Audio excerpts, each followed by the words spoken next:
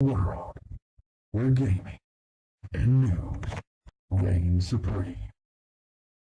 Two men bring to you an Inside Gaming special news bulletin.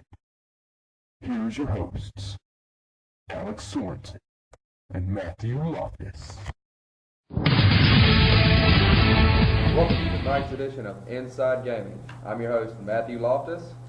And I'm Alex Sorensen. Tonight, we have a very serious topic. We're going to talk about the social consequences of video game addiction. Let's face it, I play video games, you play video games. 72% of Americans play video games. Of those Americans, 58% are playing online against other gamers. That's right, video games have such a high rate of popularity that they have spawned their own subculture of followers. According to statistics, video games have produced over $19.66 billion of revenue in 2009 alone. With such a large impact on consumers and businesses, gaming is breaking the stereotypical view of its gamers. When people think of gamers, they usually picture someone like this, when in actuality, most gamers are normal people that participate in sports, have socialized, and even jobs. Unfortunately, however, there is a darker side to video games that has given the majority of Americans the wrong idea about what gamers and gaming is all about. We're talking, of course, about video game addiction. This is no laughing matter, as there are serious problems involved in video game addiction.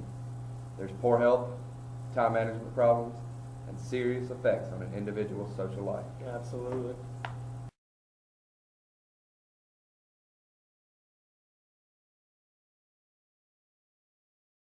Hold on, this fight could last more than 12 hours.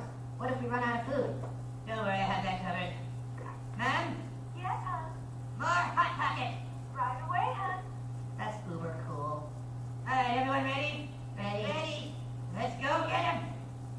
As you can see, many of the health issues associated with video games are obvious.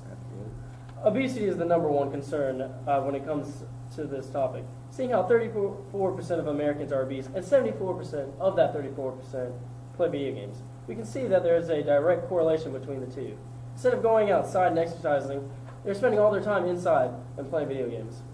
Absolutely. And since these gamers are so engrossed in playing their games, their typical foods tend to be junk foods, such as Hot Pockets, ramen, chips, and other stuff like that. Their diets are far off balance, and their weight in general tends to suffer. Gamers often suffer from such problems as acne, eye problems, and other issues related to diet and poor lifestyle. Another health-related issue that gamers often experience is sleep deprivation. Gamers can get lost into their games until the wee hours of the night, often running off of only 2 hours of sleep. This can lead to insomnia, sleep apnea, and poor work or school-related performance.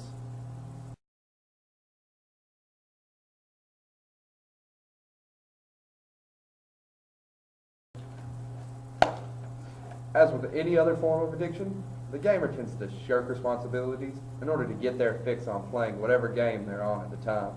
By putting off school or work-related tasks, these addicts can often have poor grades or not show up for work, sometimes getting as serious as failing school or even getting fired. This struggle becomes an issue of priorities, which in some cases a gamer might hold games above more important responsibilities. Even though not all of them put off responsibilities completely, oftentimes they get lost in their games for hours and can forget what they were needed for something more important.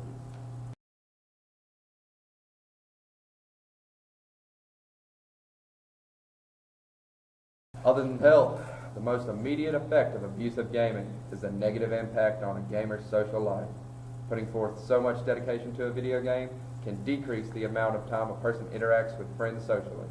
The decrease in social interaction can seclude a person, often into isolation. When gamers are secluded from physical interaction of other people, they tend to pick up mannerisms from those online that play their game. The trend of trash talking has become prevalent among gamers, where those who play video games will insult another player in order to make them feel bad. Oftentimes, this includes some heavy language. That's right, and this can become part of their everyday vocabulary. Gamers also pick up gamer lingo in which those who do not play will not understand. We all know the words like pwned, Noob. raffle. The list goes on and on. Another negative impact is aggression that can result from playing violent video games. Sitting in front of a screen, enjoying the feeling of killing another person in a game can translate into real-world aggression. Along with gamers trash-talking one another, a player might become aggravated and lose control of his anger. You hear of gamers punching holes in the wall and pitching fits all the time. Although it seems as if there is an overwhelming amount of negatives to playing video games, the main thing to keep in mind is moderation. That's right. If you moderate how much time you play video games, you can get the satisfaction of playing them without letting it interfere with other responsibilities. And too much of anything is a thing for you. So if video games are moderated, they can be healthy for you. That's right, I said it, healthy. Studies have shown that playing video games can increase a person's problem solving and multitasking skills. Other benefits can include increased hand-eye coordination, social interaction with friends, and goal setting. Yes, as we have said before, in some cases, playing video games can have a negative impact, only if it is done in excess. Again, the key to healthy gaming is moderation.